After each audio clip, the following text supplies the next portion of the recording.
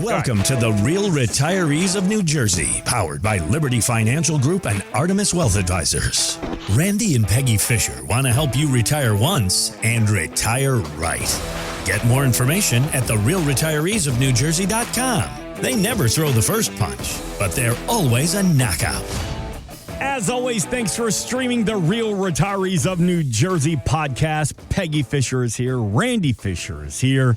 Artemis Wealth Advisors, Liberty Financial Group. My name is Mark Owens. And you know, Peggy, I think it's going to be one of those shows where Randy's going to be quiet at first, and then you're going to rev him up, and then we're going to get full on, just raw, ready to go Randy Fisher. Am I wrong on that, Peggy? No, you're absolutely 100% correct on that. Wrong. How we doing? You were telling me off the air that it is go time. Y'all are about to do some real traveling. Yeah, we're hitting the high roads. Randy's got another trip planned for us. Yes, ma'am. And we're very excited for it. Yeah. Bye-bye. Yeah, she's excited. I'm very excited. Yeah, she's so excited. All she does is and moan about it. No, it has nothing to do with I've never seen anybody and moan about going away. Listen, about my wife. It's not about going away. It's about the stress of the home. Like leaving the boys, the 23-year-old and the 18-year-old, who should be, responsible, right? Right. But I did call them boys. That was number one. Sure.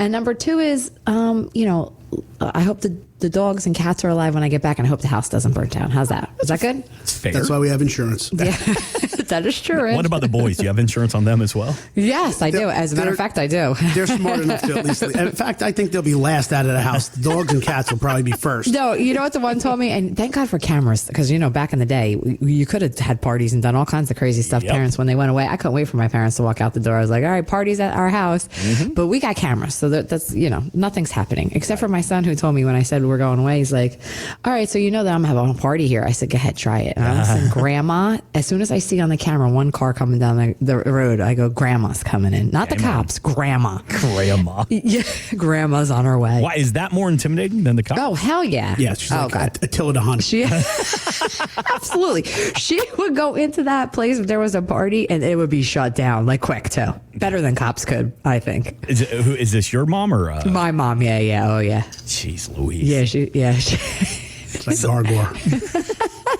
That's what he calls her. You talk about, wanting to leave the boys alone, worried about, give them a little responsibility. Well, me and Gretchen were both out for the night. And we're like, all right, Caroline, get home from school, make yourself comfortable. And, we're trying to give her more independence, more freedom, So now the difference is, when I was 13, I'd be home all week by myself. I was a latchkey kid. I had no problem. I was a latchkey kid too, Mark. I was too. Yeah. In fact, I took care of my brother. Yeah. And never mind the house and everything else. Exactly. That's why he turned out the way he did.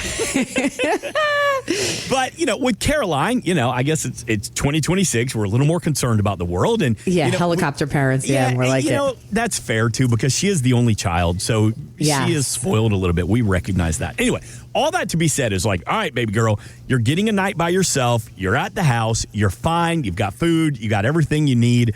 Just keep us updated. That dummy forgot to charge up her Apple Watch, and we had no way of getting in touch with her all night. So she doesn't have a phone? She doesn't have a phone yet, no. Oh, good I'm proud of you as a parent for that one. Very nice. Thank you very much. Good. And look what happened. You ruined your night. Yeah. Yes. Worrying. Yeah. By trying to be good parents and holding off on getting her phone, she does have an Apple Watch, so she can text and call.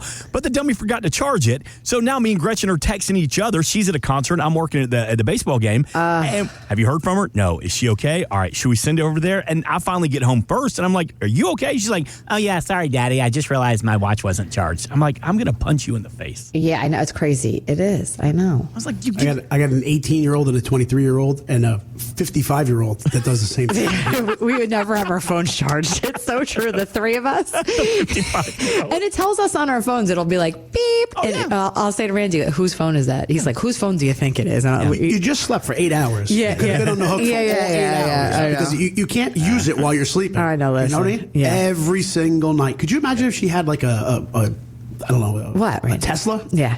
No, there's no way I would have a Tesla, because to try to charge that, it would never happen. The thing would be dead. I'd be at Wawa, No, you wouldn't. You'd be at the end of the driveway. You wouldn't make it. I wouldn't make it the to Wawa. The garage door would open. That'd be it. Yeah, kids can't get out. Yeah, that's why I would never get one of those. We even got Caroline a portable charger. Okay, so when you're at school or something, charge your damn watch.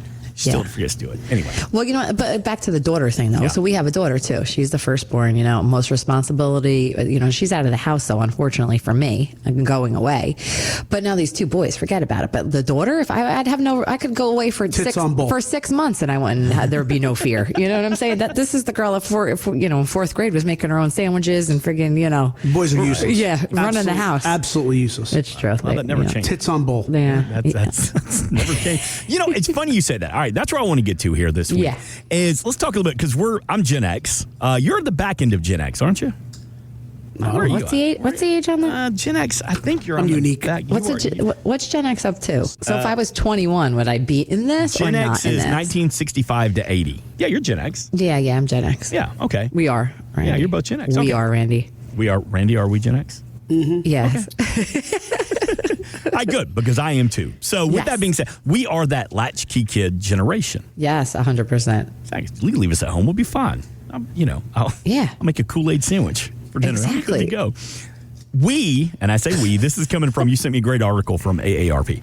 We are more concerned and we are more terrified about having no paycheck in retirement. We're the biggest generation, 84% Gen X, concerned about not having that paycheck. But as this article says, researchers took two groups of retirement savers, each with about $100,000 in savings and investments. One group held it in brokerage or retirement saving accounts, the other in annuitized or lifetime income accounts. Now, per their research, it shows that the lifetime income group spent more because they felt better about spending income over spending their savings. Yeah. So, Peggy, Randy, you see that article, you see those statistics. What do you take from that? Well, it's funny because it says, too, that they felt free to spend what they had to enjoy their lives in the moment. In other words, the paycheck to paycheck mentality, right, is, you know, it's hard to escape that, I think, especially when our generation, like you said, I had a job since I think I was 12 years old, you know, and you always thought about like that paycheck. The kids of today, you know, and I say about Randy and I, when we were first starting out to get married, we each had, 2-3 jobs, you know, paychecks coming from that. Still do. The kids of today, like I said to my daughter, you know, when she first started, I'm like, well, you could always get a second job. She's like, second job? Like what? You know, they don't even think like that. You know what I mean? The new group, you know, but definitely our group 100% is about, you know, that paycheck that came in every single week or every other week, you know, always thinking about that. And then your savings portion of that was just what you thought it was, savings. You put that money away for what? You know, the rainy day, you know, an emergency, something happened. I don't think people of today even have like those emergency funds, you know, of the new kids, never mind them trying to save, right? That's a big thing, I think, is the difference. I look at the article like either living on a paycheck or living on commission. Yeah. Right? Yeah. So, you know, if you have money that's coming out of the market or brokerage and retirement savings accounts, you have to look at it as a day-to-day, week-to-week, month-to-month, quarter-to-quarter basis. And people who are actually looking at the market, they're looking at it as, well, wait a minute, if I'm not making any money or I'm losing money, then I don't have a paycheck or I don't want to pull money out of it. Right? Yeah.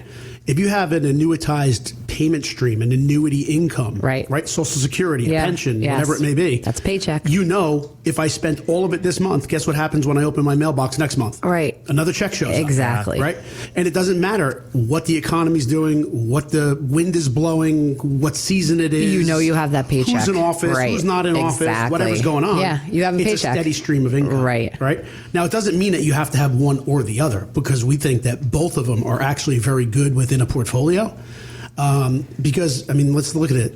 If you've worked, most people have not worked on commission their whole life. So most people have gotten a W-2 or a paycheck from somebody else. Yep. So it's always nice to continue to get a paycheck. Yeah. Right? So Social Security is one of the bigger paychecks, or I would say most steady income paycheck that you get, unless you have a pension. And most people don't anymore. Not anymore. Right. So 401k, people, if you're hopefully smart enough to put money away, get a match, start to accumulate that money over time, there's no guarantee that 401k is going to provide you a lifetime income. Right. It's a means to supply you income, but then you have to use the right tool for the job in order to get it done. Or you need to be a good steward of your money or be prudent in the withdrawal factors, right? So by looking at this, you know, you have two groups. I just think it's psychological, right? When you think about it, if I have an unknown, which is the brokerage side, you're not going to know what you can and cannot spend consistently. On the other hand, if you know exactly what's coming in, it's almost like a budget. right? So you can almost budget what you want. Right. So I know if I go out and buy, 14 Tootsie Rolls, Yeah. and I'm out of money, next month I can buy another 14 Tootsie Rolls the next time I get a paycheck. Yeah. Right? So it's the same concept. Well, and that's why we here at Liberty Financial Group and Artemis Wealth Advisors, we also, for the people who do have, a lot of that wealth management investment money that's sitting there, we like to peel away some of that money. We call it like the safe money, right? Or your paycheck. Take some of your nest egg and we do put it in an annuity, which is exactly like a Social Security payment. You will have that paycheck every month until you die. Well, I mean, if anybody's been listening for quite a while, they've always heard this phrase, income is the outcome that matters most. That's your phrase, Rand. So, I mean, the simple fact that when you retire, the most important factor, other than your health and happiness, obviously, is the income that's going to consistently arrive at your doorstep. Exactly. If you have consistent income, or you've created a method for consistent income, then you're going to have a much healthier, easier, happier golden years. And you brought up a really good point, Ram, which was, it doesn't matter who the politician is. It doesn't matter what the market's doing. It doesn't matter what's going on in the world. Armageddon can happen. You still know that you have that paycheck that's coming in for you, right? Yeah, and then you hear, if I have a pension, what if the company goes out of business? If I have Social Security, what if they change it? Well, you know what? We've already been through ifs and whats, right? So the fact of the matter is, if you can hang your hat on the fact that you're going to get a Social Security payment, you're going to get a Social Security payment. Right? Is this thing ever going to go away? No, it would be political suicide for any politician to stand up at a podium and say they're going to change Social Security system to an unbelievable degree that it's going to be gone. Right? Is it going to be reduced? Is it going to be extended? Is it going to be a certain different dollar value? Is the cost of living adjustments going to be changed? All of those things are variables, and the answer could possibly be yes. Yeah. But the fact is, if you plan on creating an income stream and Social Security is the only source of income in which you have, I don't think you're going to have a very happy retirement anyway. Right? So it's one of these things where you can add it in, but you have to know how to utilize it to the best of its ability. Second is, if you are a married couple, you better understand that it has a death penalty. Exactly. So Social Security, if you're both collecting it and one of you pass away, there's no more the paycheck smaller coming in. Of the paychecks is going to disappear with that person when you put them 6 feet underground. Right. Knowing that, are you going to be in bad shape financially?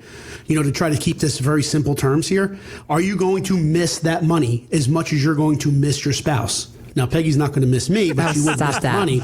But the simple fact is, most people don't account for that. Yeah. Right? And some people have made even worse decisions.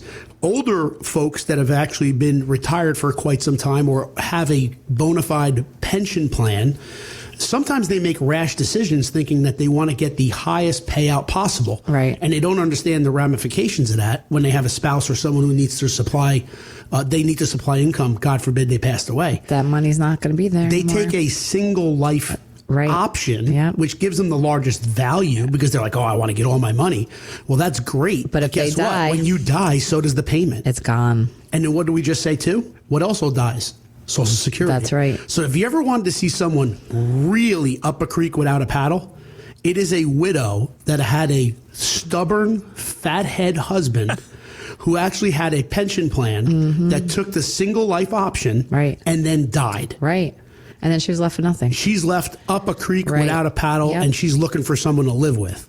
And it's not to say that she didn't know what she was doing. It's just that loss of income is extraordinary in an income plan. Right?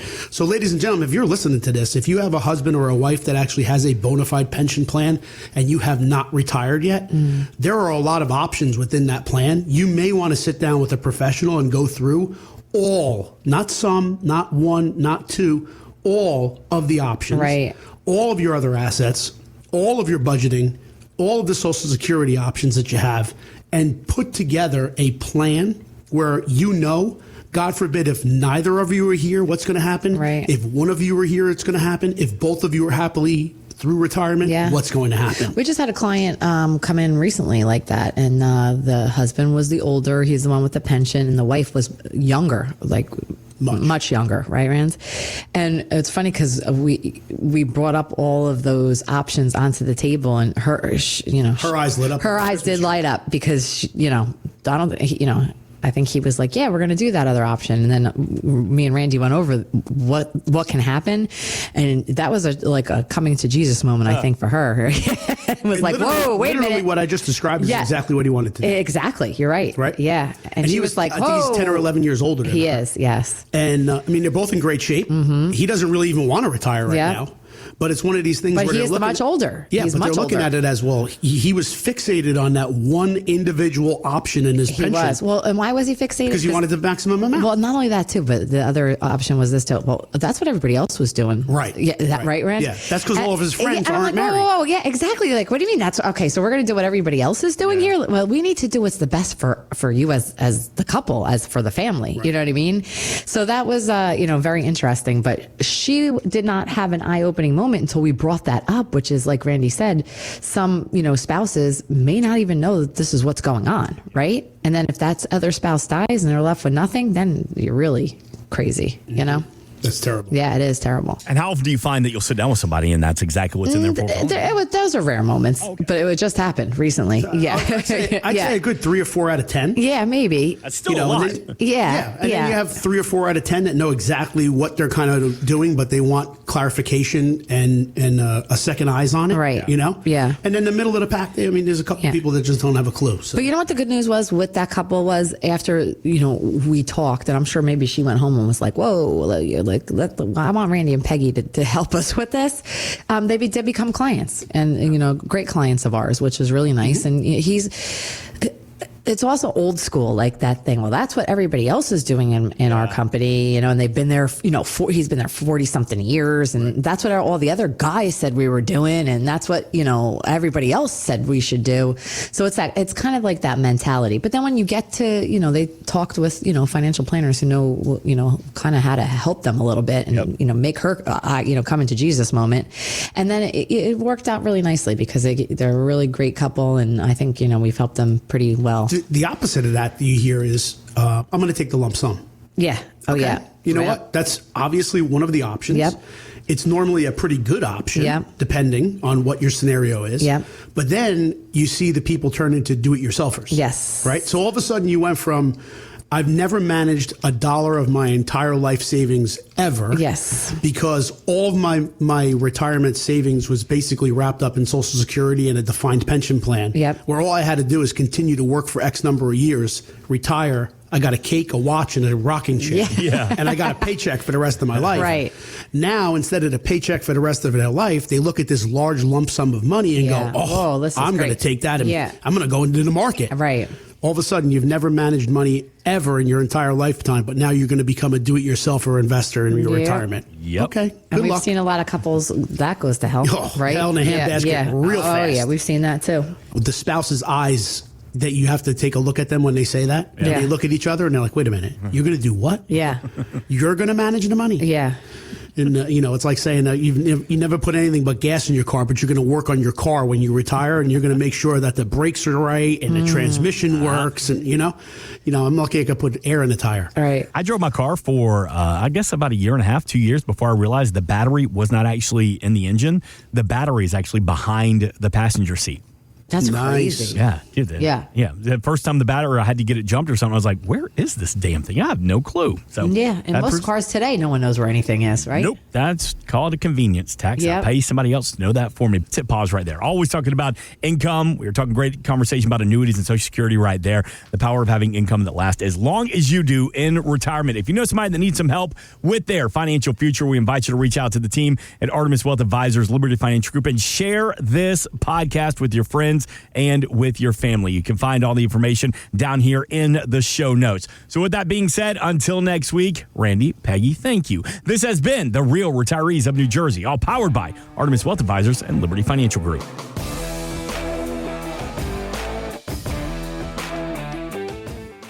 We are an independent financial services firm helping individuals create retirement strategies using a variety of financial and insurance products to custom suit their needs and objectives. Investment advisor services offered through Artemis Wealth Advisors, a registered investment advisor. Exposure to ideas and financial vehicles discussed should not be considered investment advice or recommendation to buy or sell any financial vehicle. Past performance is not a guarantee of future results. Investments can fluctuate and when redeemed may be worth more or less than when originally invested. Artemis Wealth Advisors is not affiliated with nor endorsed by the Social Security Administration or any other government agency and does not provide legal or tax advice. Please consult with your attorney, accountant, and or tax tax advisor for advice concerning your particular circumstances. Annuity guarantees rely solely on the financial strength and claims paying ability of the issuing insurance company. By contacting us, you may be provided with information about insurance and annuity products offered through Randolph A. Fisher, insurance license number 9616074, and Liberty Financial Group, LLC, and Peggy Fisher, national license number 189-42003 and 570-5833.